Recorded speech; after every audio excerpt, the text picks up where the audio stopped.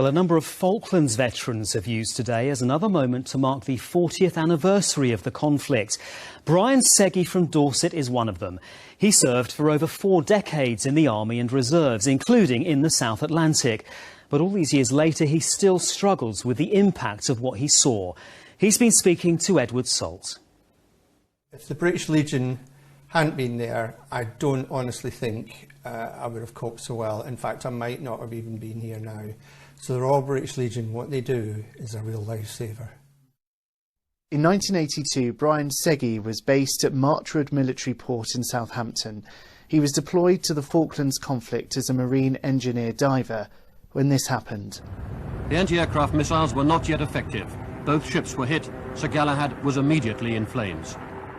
I was involved in the Galahad and Tristram incident, where in a very short space of time of 4 minutes, 5 enemy aircraft sadly killed 55 of our soldiers and badly injured 138.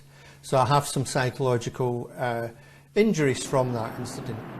After 26 years service in the Army and 15 years in the Reserves as an Army officer, Brian was forced to medically retire. Scars from the Falklands conflict all too real, and then 2 other deeply personal challenges he had to face.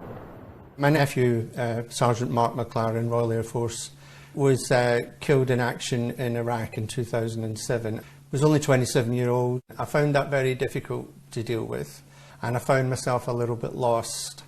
Concurrently, my wife was diagnosed with terminal cancer. The Royal British Legion parachuted in and gave me one-to-one bereavement counselling. I was allowed to attend a 5-day respite period at the Battle Back Centre up in Lilleshall on sports recovery. And whilst you're dealing with all those emotions, I had a little bit of a relapse to the Falklands War back in 1982. Brian's story is one of many on this poppy wall on the banks of the River Thames, unveiled for the launch of this year's Poppy Appeal, each one telling an extraordinary story of bravery, heartache and sacrifice. And it's something Brian will hold dear this Armistice Day, as he remembers friends who didn't come home. Armistice Day this year, I'm going to make a little personal journey because it's the 40th anniversary of the Falklands War, and I'm going to have a private moment myself down the beach. However, on Remembrance Sunday, I'm going to be standing there with my medals on, thinking of the friends that are no longer here.